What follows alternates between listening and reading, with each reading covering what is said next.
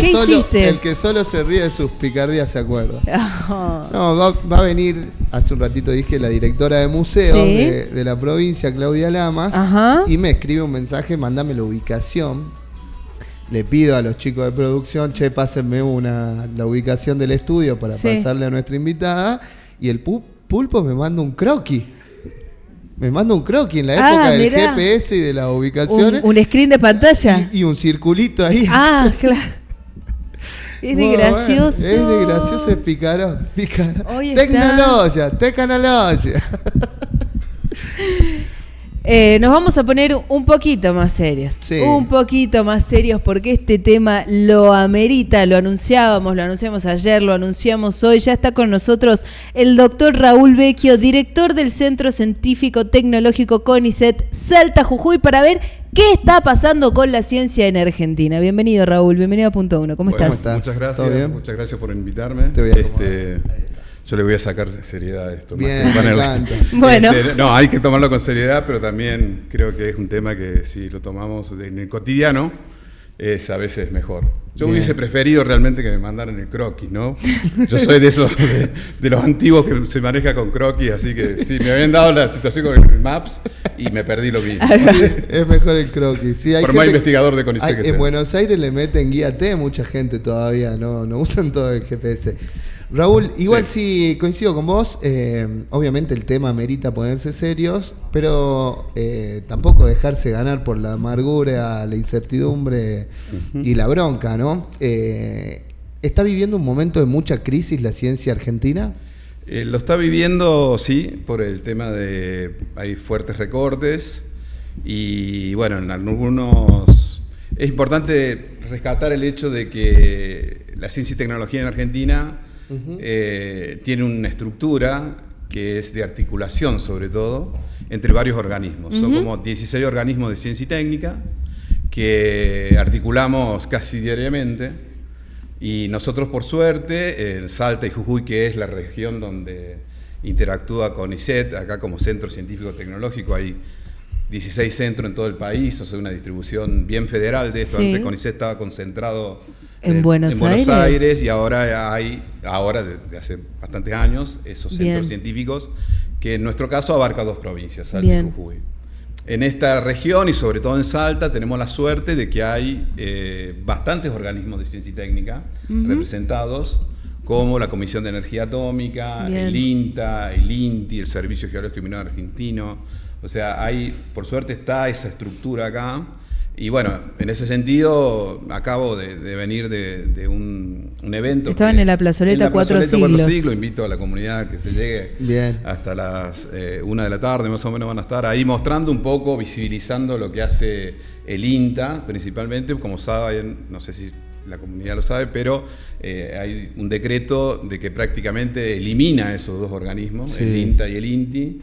Instituto Nacional de Tecnología Agropecuaria y el Instituto Nacional de Tecnología Industrial.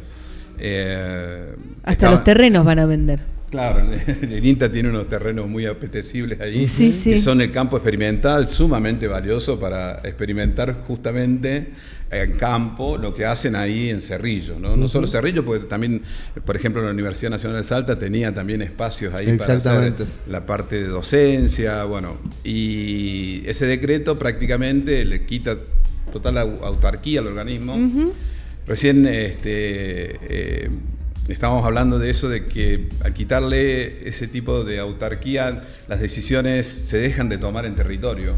Claro. Y el que conoce el territorio, la realidad, es el que está acá. Totalmente. Entonces, puede haber decisiones erróneas que se toman en una oficina en Buenos Aires. Como siempre. Bueno, la historia es con la que luchamos hace 200 años. Entonces, eso es una de las cuestiones. Después, son organismos, el INTI tiene un gran, como recién lo aclararon, el Instituto Nacional de Tecnología Industrial, un gran aporte hacia la parte productiva, o sea, la industria a toda escala, ¿no? O sea, no a escala grande ni mediana, a toda escala. Puede ser un productor individual, ¿cierto? Hasta las grandes industrias. Y también hay controles sobre cosas que impactan sobre ambiente, ¿no? Como decir, bueno, los residuos, controlan a veces la entrada puede entrar de ciertas sustancias que están prohibidas, como el INTA también, ¿no? Entonces, la desaparición en territorio de ese tipo de organismos es lamentable y lo que yo rescato que nosotros trabajamos casi diariamente en conjunto, o sea, hay investigadores, CONICET en la región tiene investigadores, técnicos, becario y personal administrativo. Bien. Y hay investigadores que directamente trabajan en el INTA. Claro. O sea, tienen su lugar de trabajo en el INTA. Becarios que tienen su lugar en el INTA con temáticas de importancia tanto como el INTA como el CONICET. Lo mismo pasa con la universidad. Bien. Entonces, si alguna de esas patas afloja, el sistema afloja, por donde sea. Están aflojando todas las patas. Ese es el problema. O sea, la universidad... Si pensamos que la ciencia está sobre una mesa y está sostenida por la pata universitaria, por la parte del CONICET, por la parte del INTA, del INTI. Hoy, por suerte, yo quiero rescatar el tema de recursos humanos. O sea, el tema de recursos humanos de las instituciones, bueno, en este caso CONICET, que conozco más, es sumamente valioso para sostener esa mesa. Bien. O sea, esa mesa se sostiene hoy por el fuerte compromiso que tiene toda la comunidad de ciencia y técnica. O sea, manteniéndose con el poco presupuesto o nada que tiene alrededor, porque las universidades también han sido recortadas. Claro. Y bueno, mantener un laboratorio no se mantiene simplemente, ¿cierto?, con la luz. Total. Se lleva insumos, bueno, los equipos son de alta tecnología, esos equipos hay que mantenerlos y hay muchos equipos que tienen que estar encendidos. O sea, una vez que se paran, volverlos a poner en marcha es complicado, ¿no? O sea, y no, por supuesto no son solo laboratorios, ¿no? La investigación que se hace. Estamos ante un gobierno que le quita importancia a la ciencia en todas sus ramas, ¿no? Las sociales, las naturales, todas sus ramas. Hace un tiempo también contábamos que estamos en una situación que la gente dice, bueno, yo no puedo trabajar acá, me voy a desarrollar mis ideas, me voy a trabajar afuera. Hay una fuga de cerebros, lo que se dice. ¿Qué pasa cuando un país no invierte en ciencia? ¿Qué pasa cuando la desfinancia, cuando no le da el lugar que necesita y justamente todos nuestros científicos y las cabezas que tiene Argentina se van afuera a desarrollar a otros países lo que podrían hacerlo acá, pero acá no le dan el lugar? El principal impacto con eso es que se pierde soberanía desde el punto de vista de desarrollo local. O sea, por suerte, como vos decís, existe una muy buena capacidad científica, no solo ahora, sino que es histórica. CONICET ha salido recientemente, nuevamente, en el ranking como la primera institución latinoamericana de rankeada en el índice CIMAGO.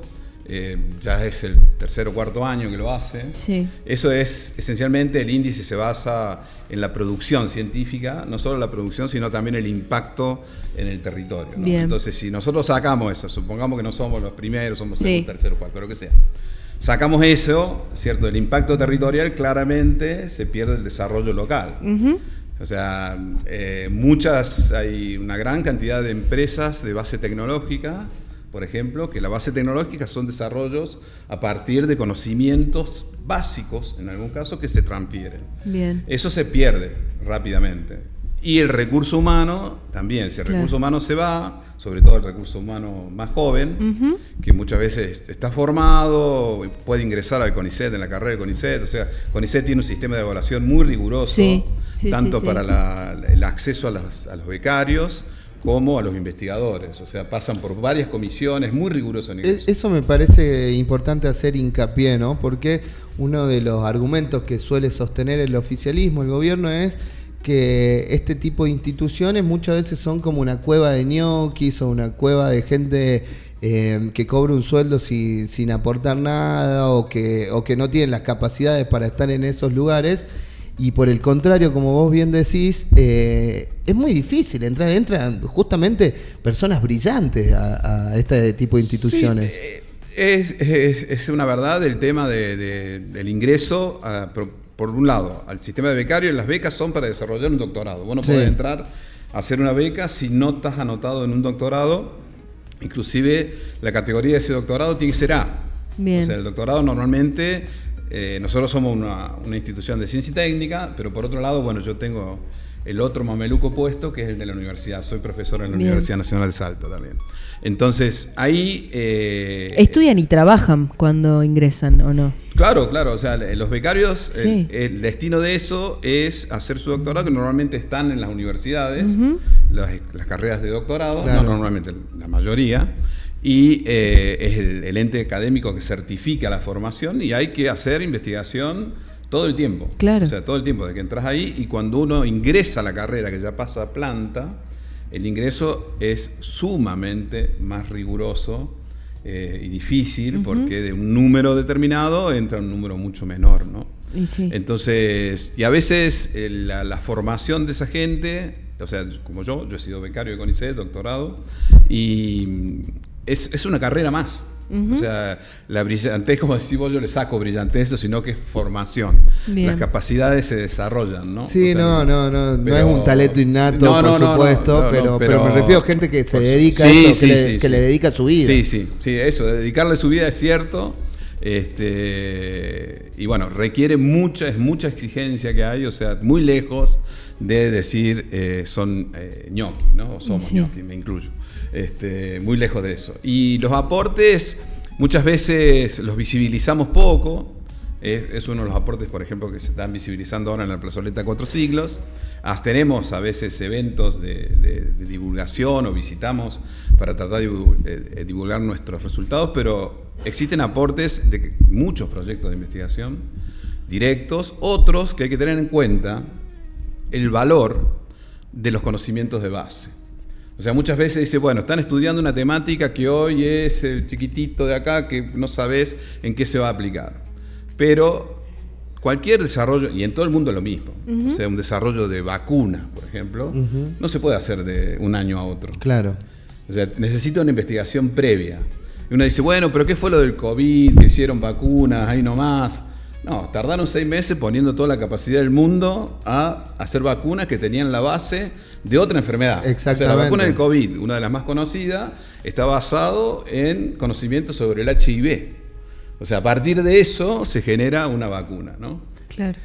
Entonces, y dicen, bueno, acá están estudiando, sí, CONICET desarrolla vacunas, o sea, desarrolla conocimientos. El CONICET desarrolla vacunas, me parece que es un punto muy importante ya para que la gente doy un entienda. ejemplo. ¿Sabes que en nuestro territorio, en Salta, hay un instituto que se llama Instituto de Patología Experimental, que es de salud, en general de salud. Y uno de los objetivos es atender las enfermedades no atendidas. Bien. Aquellas son, por ejemplo, Chagas, chikungunya, leishmaniasis, dengue, ¿no? Ese grupo se llaman así. Sí. Y en ese instituto están estudiando para el desarrollo de una vacuna contra la leishmaniasis, que es endémica en el lugar. Claro. ¿no? O sea, es un problema acá.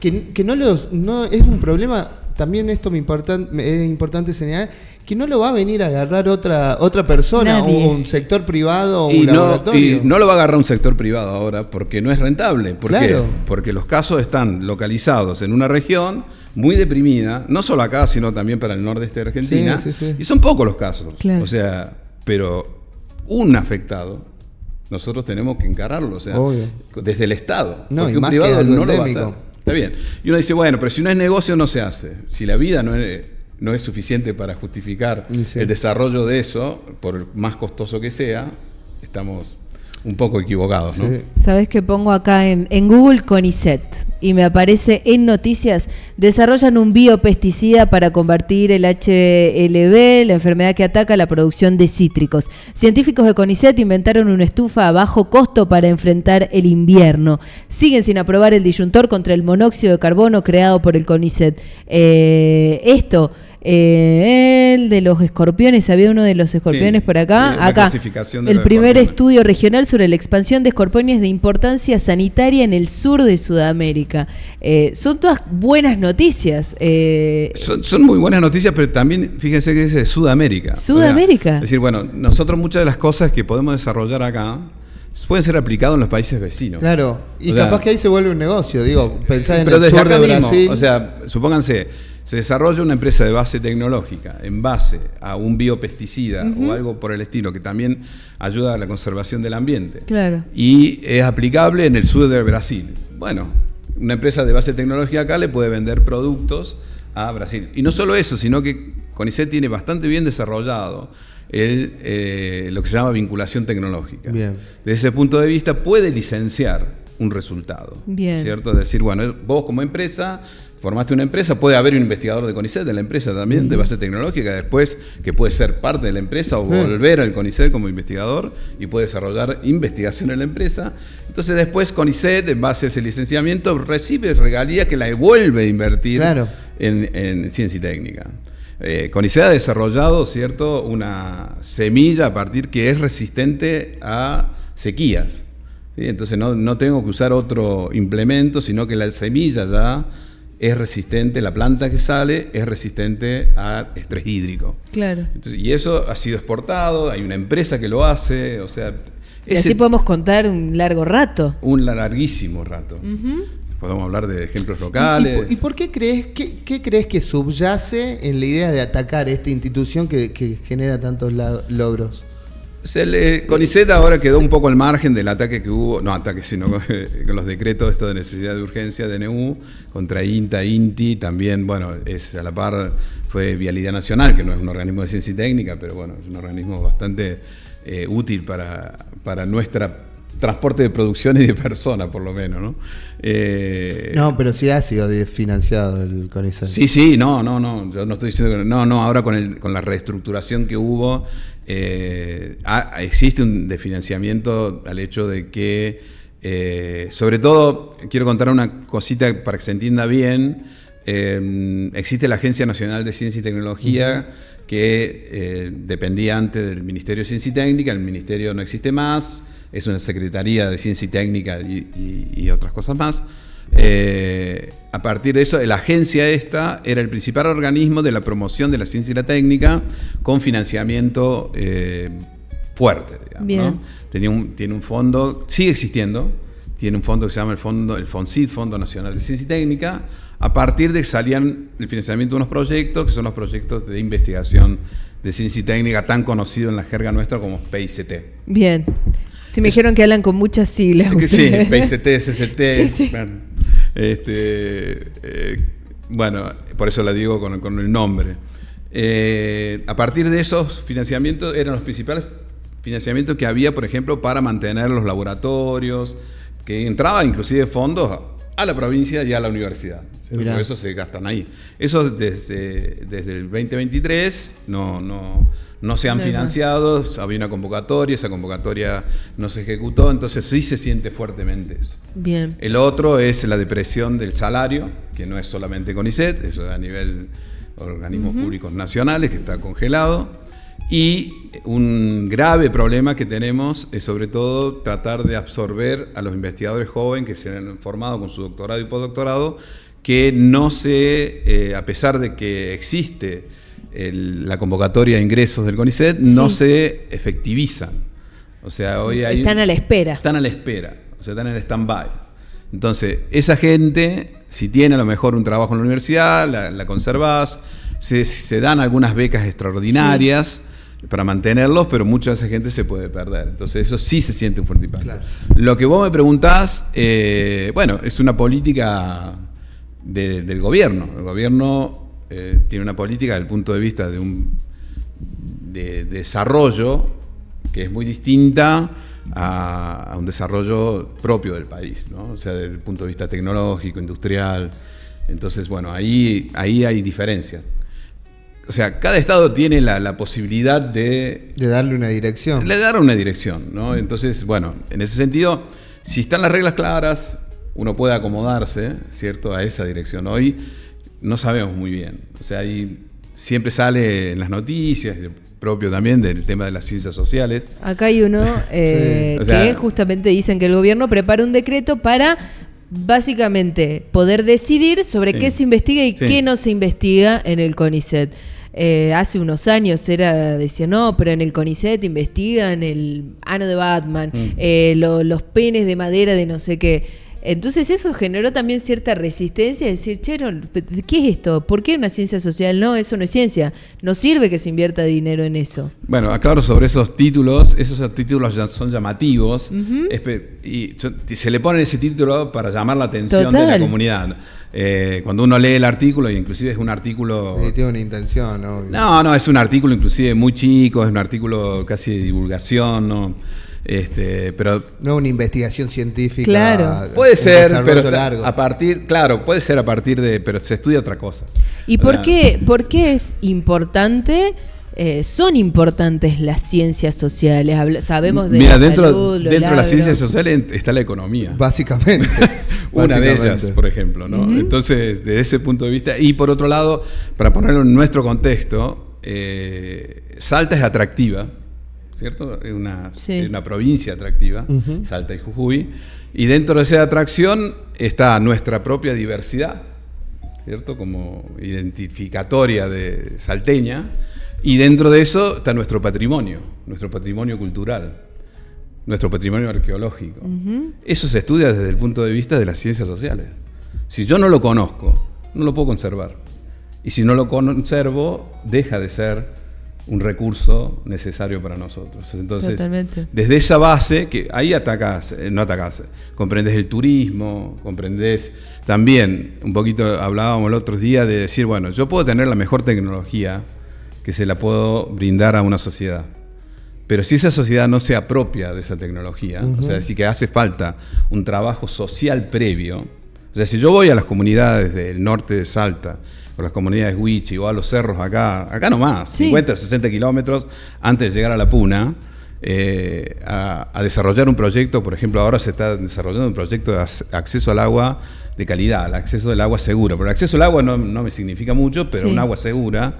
Si las propias comunidades no definen entre ellos, junto con los investigadores, qué tipo de ataque tengo que hacer para que el agua llegue a las familias, yo les puedo asegurar que es imposible, por más que yo tenga la mejor tecnología. Lo mismo han hecho, por ejemplo, el Instituto de Energías No Convencionales, que está junto con la universidad y el CONICET.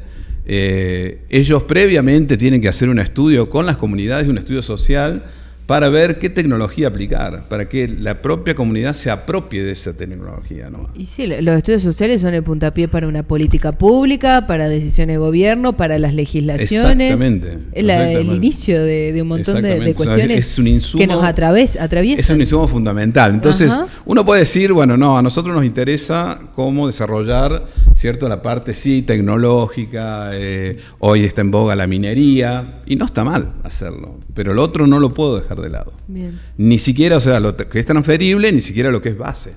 O sea, lo transferible deja de ser útil si no tiene un conocimiento de base, ¿no? Y a veces la parte privada, porque en un momento se decía, bueno, que inviertan los privados, puede ser, no está mal, ¿sí? Pero la parte privada, vos dijiste el ejemplo, no es un negocio hoy, pero yo puedo estar desarrollando, ahora se está desarrollando un medicamento, un tratamiento contra el cáncer, que es el doctor Rabinovich, muy reconocido no solo acá en Argentina, sino internacionalmente, pero él inclusive lo nombró doctor honoris causa a la universidad recientemente, acá en Salta, y él dio una conferencia magistral, y después también tuvimos la oportunidad de charlar con él, y él dice, yo si no hubiese hecho 25 años, no él, sino él y su grupo, que han pasado investigadores por su grupo, que por suerte tenemos acá una discípula de él, que es la doctora Marta Toscano, que trabaja en el hospital de Doña Tibia. Te vamos a pedir el teléfono después. Sí, se lo recomiendo, que es muy buena y aparte es muy buena oradora. Mira ella es una discípula del doctor Rabinovich, está acá. Y él dice en todos lados, yo si no hubiese empezado a hacer mi beca durante esos años y después se dio cuenta de unas muestras que tenía en el congelador guardada y tomó eso y a partir de eso empezó a desarrollar durante 20 años más, hoy ha fundado él con capitales privados una empresa de base tecnológica. Impresionante. Pero esa empresa de base tecnológica no se podría haber hecho si no tenía 20 años o 25 años de investigación previa o más. Sí. O sea, seguramente tiene más, pero por ese grupo tiene 20 o 25 años. Es una producción social de investigación que podemos remontarnos a un siglo atrás, pero... Para eso se hace falta políticas de largo plazo, mediano y largo plazo. Si no, no puede. En ninguna parte del mundo la ciencia seria se desarrolla así de un día para el otro. Me das el puntapié justamente hablando de esto, de la importancia que tiene el incentivo público a la investigación y a la ciencia, y el impacto que tiene, quizás no en el plazo inmediato, pero sí en el mediano y largo plazo. Por favor, Pulpo, si podés poner el video que te mandé. Es un discurso de un legislador español, de un congresista español, en el que habla de esta cuestión y me parece bastante interesante. Mirá, lo escuchemos juntos, dura un minutito. Esto que tengo aquí, que lo tenemos todos, porque nos lo dan en el Congreso, es un iPhone. Y muchas veces esto se pone como el ejemplo de emprendedurismo, ¿no? Steve Jobs en un garaje que lo empezó y que resulta que fue capaz de llegar adelante un negocio privado en condiciones muy difíciles, casi por su mérito individual. La economista de Londres, Mariana Mazzucato, se pone a estudiar de dónde vienen la mayor parte de las aplicaciones y de los desarrollos tecnológicos incorporados al iPhone. Y resulta que la pantalla multitáctil se desarrolló en la Universidad de Delaware con dinero público de la Fundación Nacional para la Ciencia. Internet es un proyecto que arranca con financiación pública del Departamento de Defensa, el HTTP del Laboratorio Europeo CERN en Ginebra, el GPS también con inversión pública del Departamento de Defensa. Las baterías de ion litio lo inicia la investigación pública del Departamento de Energía. Se ha convertido en una especie de tópico cuñado cada vez que alguien dice que defiende ideas de redistribución y de Estado fuerte, decir, pues entonces tan rojo no será si tienes un iPhone. Cuando yo miro un iPhone, en realidad lo que veo... Bueno, y ahí explica. Íñigo Torrejón. Exactamente, cuando veo un iPhone, termina su discurso, yo veo acá justamente la mejor sinergia de la inversión pública, del incentivo público y de la creatividad privada para emprender luego. Te agarro ese ejemplo del iPhone que mencionas. Vamos a hacer propaganda. Yeah. No, ¿por qué? Porque nombra en la charla ahí las baterías de ion litio. Exactamente. ¿No? El litio, famoso en Salta, ¿sí? Uh-huh. Justamente recién, en la plazoleta Cuatro Siglos, pasa una persona el que estaba al lado mío, el director del INTI, el doctor Guillermo Baudino, y dice, mirá al ingeniero Blasco. ¿Viste? Mirá al ingeniero Blasco. Resulta que el ingeniero Blasco ahora está jubilado, pero el ingeniero Blasco era investigador del Instituto de Industrias Químicas de la Universidad Nacional de Salta. Mirá. Y él, con otros ingenieros, fueron la base de todo el desarrollo de litio que tenemos en nuestra provincia. Claro. O sea, fueron los primeros que pusieron a punto la formación de carbonato de litio y el enriquecimiento de la salmuera de litio para obtener, fueron la base, la primera mina que se llama Mina Fénix, que está en el Salar del Hombre Muerto todavía, claro. Parte de esa ingenieros. O sea, el primer desarrollo de la industria del litio en Salta está vinculada. Y es previo a eso. Es previo. Porque inclusive antes de que se ponga de moda. Antes, el ingeniero Poppi, en otro instituto que se llama INVEMI, que pertenece al mismo instituto INIQui, que es el Instituto de Investigación en Beneficio de Minerales, ya hacía investigación en litio en el Salar de Rincón, que hoy se está instalando una empresa enorme. O sea, hace 60, 70 años atrás. O sea, 70 años atrás, la ciencia argentina, impulsada por el sector público, ya estaba laburando en el litio. Exactamente. Exactamente. Entonces, cuando eso, tomamos este ejemplo que es muy notorio, ilustrativo, claro. Pero existen la mayoría de esos casos, uno cuando va hacia atrás en el tiempo, tiene una investigación científica de base local, ¿no? Claro. Eso es lo que hablabas vos, que se pierde. Totalmente. Si yo no tengo esas personas desarrollando ese tipo de cosas, se pierde eso. Eso es soberanía. Raúl, ¿no? Ya lo hablamos fuera del aire, pero te lo vuelvo a preguntar. ¿Algún momento que recuerdes en tus años en el CONICET que similar a este? Así de esta crisis hubo un momento famoso, ¿cierto? Cuando el gobierno de Menem, ahora que está tan de moda por la serie, yo digo que se recomienda ver la serie, pero no olvidamos lo que fueron esos gobiernos de Menem, donde perdimos mucha autonomía, muchas propiedades de nuestro propio Estado presente. Nos mandaron a lavar los platos a todos los investigadores de CONICET, ¿no? Que éramos más efectivos. El ministro de Economía, Cavallo, dijo eso. Bueno, fue una crisis. Durante el gobierno también de Macri hubo un bajón en la investigación, pero no al nivel de lo que hay ahora. O sea, hay un fuerte por la coyuntura, por la cosa que, pero es una realidad. O sea, una realidad que también va junto con una política de Estado. ¿Y qué proyectan ustedes desde ahí adentro? O sea, CONICET lo que tiene bueno es que mantiene su estructura funcionando. Bien. La masa de investigadores sigue trabajando. Por supuesto que baja porque no hay recursos, los becarios también, se sigue manteniendo los laboratorios funcionando, los fondos de funcionamiento que se reciben a través, por ejemplo, del Centro Científico Tecnológico, alcanzan como para mantener los institutos. Nosotros tenemos 10 institutos entre Salta y Jujuy. Bien. Que son, sí, son cogestionados, somos socios con las universidades, tanto de Jujuy, la Universidad Nacional de Jujuy, como la Universidad Nacional de Salta.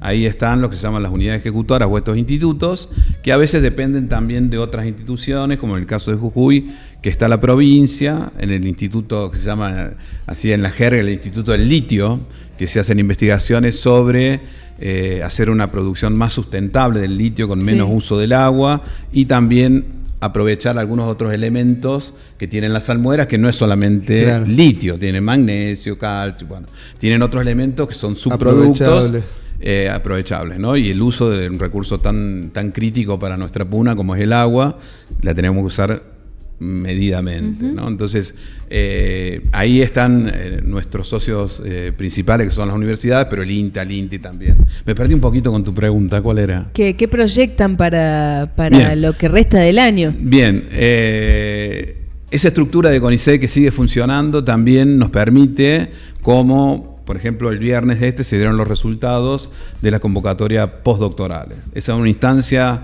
excelente donde el doctorado ha hecho su doctorado y pone en práctica todos los conocimientos que ha desarrollado durante casi 5 años, o 5 años para recibirse de doctor, y son un par de años donde se prepara mejor, se forma mejor, transfiere los conocimientos que ha hecho y puede postular a lo que se llama el ingreso a la carrera de investigación. Eso es, yo por ejemplo ahora soy investigador de CONICET. Bien. Eso es otra carrera donde uno empieza siendo asistente, distintas categorías, hasta que llega... Como los médicos, más o menos. Más o menos, sí, porque en total son... que es una de las problemáticas hoy, con la dinámica rápida que tienen los jóvenes, como ustedes, se necesita achicar esa cantidad de años. Claro. O sea, hoy son 5 años de doctorado, más 2, 3 de postdoc, recién tengo la posibilidad... Son 8 años más los 5 años de carrera, o sea, es una vida. Es una vida, literalmente. Y para llegar a una situación bastante inestable. Eso nos preocupa muchísimo. O sea, si vos me decís a mí cuál es la preocupación mayor que tengo con respecto a CONICET, es la gente. O sea, decir, esos recursos humanos súper formados, compañeros míos también, pues yo trabajo con gente joven y que ven truncada su posibilidad. Por suerte, CONICET todavía mantiene eso, en cierta forma, pero se traba ese cuello de botella del ingreso a la carrera de investigación. O sea, se llaman, se concursan, se ganan los cargos, se dice, sí, vos sos el mejor para este cargo, pero no te puede efectivizar porque, bueno, no hay ingresos al Estado. Entonces, a pesar de que hay muchas bajas, o sea, es la baja normal, o sea, va a tener una baja que es por el decaimiento vegetativo, digamos, de jubilaciones, gente que puede fallecer o gente que renuncia. Hay jóvenes que sí se están dejando, pero hay otra masa muy importante, por ejemplo, los becarios postdoctorales, que salió el resultado ahora el viernes. Está abierta la convocatoria ahora a becario doctoral. Justamente en estos momentos está haciendo una charla para formar a los chicos que se van a presentar. Está haciendo, era de 10 a 12, creo. Y o sea, y se postulan y saben que si entran no saben cuándo comienzan. No, los becarios sí comienzan. Los becarios postdoctorales empiezan ahora el 1 de agosto. ¿Sí? Ellos comienzan el 1 de agosto y son 2 o 3 años. Los becarios doctorales se postulan ahora. No, eso sí también, por suerte, eso es lo que estoy rescatando. Los investigadores, los últimos. Los últimos. Estoy rescatando eso de CONICET, de que está apoyando eso y tiene un buen número de becas, o sea, con la crisis, por supuesto, ha bajado todo, pero existe un buen número de becas para la postulación de jóvenes que nosotros tenemos en la región. Normalmente esos recursos humanos provienen, en nuestro caso, de las universidades, ¿sí? Tanto pública como privada, esencialmente pública. Pero provienen son recursos nuestros, digamos, de acá, generados acá, formados acá, por profesionales de acá, que tienen también muchas relaciones internacionales. Casi todos los grupos de investigación de CONICET tienen relaciones internacionales, casi todos. Bien. O sea, en todas las áreas que tenemos en la región. Raúl, la última por mi parte, más allá de que se pueden salvar algunas cosas, que como vos decís, afortunadamente en CONICET, dentro de toda la estructura puede seguir funcionando actualmente, salgamos, digamos, de la coyuntura económica, de los presupuestos y de eso, pensando en el discurso que muchas veces lleva adelante el gobierno y otra gente también que adhiere a esa cantidad de ideas que dicen: no estudies porque no sirve para nada. Y por otro lado te dicen: si sos científico y tu investigación no la quiere ningún privado, cagate, básicamente te dicen. Y hay un paralelismo, como vos lo decías, con los 90 de científicos lavando platos en Europa. Bueno, eso por supuesto de mi parte tengo un pensamiento totalmente contrario a eso, claramente. Creo que una de los que tenemos que rescatar de nuestro país, de nuestra nación, es ese fuerte compromiso con la educación, o sea, sobre todo la educación superior y la formación de los recursos humanos. Para nada, o sea, ese discurso salió inclusive con el tema del Garrahan, claro, para que los médicos, y eso, yo soy geólogo, ¿no? Y bueno, tengo una base de estudiar rocas, minerales. Bueno, vos decís, eso no lo podés dejar de estudiar, suponete. Pero la vida no, o sea, son cosas que... y yo tengo que estudiar para salvar vidas o para ir hacia un mejor vivir, un buen vivir. Y no solo depende del médico, depende del técnico que me mide la calidad del agua, depende, ¿cierto?, del ambiente, depende de las ciencias sociales. Del ingeniero químico. Del ingeniero químico, del biólogo, de todas las áreas que tenemos nosotros dando vuelta. Si no tenemos eso, no tenemos un futuro que lo podemos vislumbrar. Me pongo así porque realmente me toca, digamos, vislumbrar de. Pero pasa que nosotros acá pasamos hace poco un recorte de una serie que se está pasando en Paca Paca, que el gobierno lo cambió a ese canal de contenidos infantiles. Y uno de los sketches de los capítulos también insistía en esta idea de: chicos, no estudien una carrera universitaria, no investiguen, porque no sirve para nada. Hoy haces un curso en Google, en Facebook o en alguna página de internet sobre programación y vas a tener un laburo más rentable que estudiar y todo. O sea, toda una visión de que va a tener la guita nada más. Claro, pero por eso, ¿qué es rentable? O sea, la rentabilidad, ¿por dónde pasa?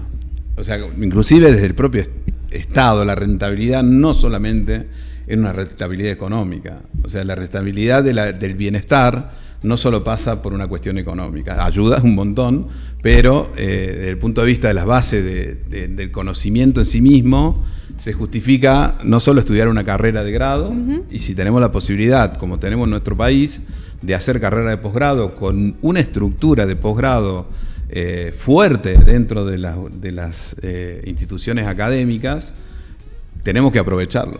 O sea, un país que no se forma, ¿cierto?, pierde total soberanía y depende de cosas enlatadas como el programa que vos me decís. O sea, son enlatadas, que están destinadas con un cierto objetivo que no es para mí, más rentable como nación. No solo como nación argentina, sino como pueblo, ¿no? Me refiero, independientemente de la cuestión política. Obvio. Que, como te digo, el político tiene su intención, ¿cierto?, su trabajo, pero nosotros como parte de los organismos de ciencia y técnica tenemos que salir a defender un poco más este tipo de cuestiones que te dicen no estudies. Totalmente. Porque, bueno, también alguien que no tiene acceso a la posibilidad de conocimiento pierde posibilidades, ¿no? De todo punto de vista. Muchas gracias, Raúl. Bueno, gracias a ustedes. Espectacular esta charla. Pasa un chivito. Un chivito. Mañana, ¿qué hay mañana? Mañana, en esta cuestión de visibilizar nuestra actividad, generamos, junto ahí con compañeros de trabajo del centro científico, un ciclo que se llama Diálogos, que es el diálogo entre el arte y la ciencia. Mira. O sea, ya hicimos uno entre pintura, poesías y ciencia, tomando cuestiones de volcanología, geotermia, antropología, filosofía, mezclamos todo. Y mañana lo que nos toca el evento se llama Tastil, Sonidos y Silencio. ¿Por qué se llama así? En Tastil, bueno, una localidad muy, muy querida por nosotros, y no solo nosotros, donde hay ruinas arqueológicas bastante importantes, y tiene una particularidad que existe un arte rupestre muy masivo, y investigadores de CONICET y becarios de la universidad están preservando ese patrimonio con el registro. Bien. O sea, ellos están registrando las piezas donde están, porque también hubo una afectación por una minera que se metió ahí. Bueno, por suerte se paró, porque está declarado patrimonio de la UNESCO, ¿no? Claro. Una parte, pero bueno, existe una parte que no, y hay una gran cantidad de piezas, hasta 8.000 piezas. Bueno, ahí fueron con las topadoras. El investigador, el becario Bernardo Cornejo, con el cual estamos trabajando, del Instituto de Ciencia del ICSO, de la Facultad de Humanidades de la UNSA, salió esta idea. Entonces se va a tomar el arte rupestre. Sí. Y qué relación tiene con la conciencia, se llama, ¿no? Arte rupestre conciencia. Entonces hay imágenes desarrolladas ahí, muchísimas, de diferentes naturalezas, hay, relacionadas con el agua, relacionadas con los caravaneros, relacionadas con la producción. Tastil fue un núcleo comercial y de intercambio cultural enorme, muy importante, y también tiene la particularidad que donde están el arte rupestres, sobre las rocas, son piedras sonoras, son piedras que suenan. Entonces, por eso se llama Tastil Sonidos y Silencio, ¿no? Bien. Sonido por un lado de las rocas, y el silencio por a veces el silencio que hacemos sobre nuestras comunidades. ¿Dónde y a qué hora? Mañana es en el espacio 25, elegimos un café, ¿sí? Es un espacio café cultural, que es en la 25 de mayo, ahora no me acuerdo bien el número, está entre Rivadavia y Santiago. ¿No es Cocoro? No, se llama Espacio 25. 400 y pico. No importa, es entre Rivadavia y Leguizamón. No, Rivadavia. Ya lo pido y después lo difundimos bien. Perdón, disculpa el espacio. Pero es ahí, pone Espacio 25 a las 6 de la tarde. Y donde participan los investigadores que están relacionados con el registro del arte rupestre, arqueólogos, va a estar gente de patrimonio también, y va a haber geólogos, ¿cierto? ¿Qué más? Antropólogos, y bueno, la idea, y gente, artistas, y la idea es un diálogo, no es esa es la... Ahí está, es 25 de mayo 465. Eso es. Ahí está. 4 y pico. Bueno, no estaba tan errado. No es un café científico, o sea, no es alguien que va a dar una conferencia, sino... Está abierta a todo público. Está abierta a todo público. Bien. Y se genera un diálogo. La idea es, nos sentamos en una mesa a tomar un café, a compartir algo entre la comunidad científica y artista y comunidad en general. Curiosos. Ya hicimos uno y tuvo una dinámica excelente y se logró. Bueno, tenemos ahí el flyer, después lo podemos pasar. Bueno, muchas gracias. Raúl, la verdad que ha sido interesantísima la charla. Hemos charlado un montón, más del bloque que teníamos pensado. Perdón.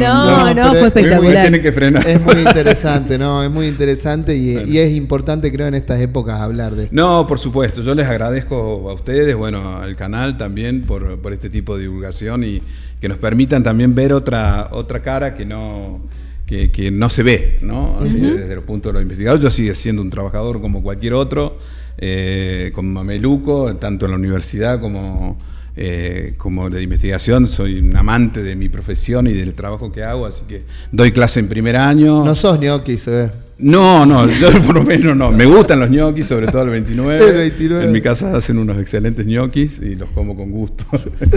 Gracias, Raúl. Gracias a ustedes. Muy amable. Vamos a una tanda y enseguida volvemos ya con la última hora del programa.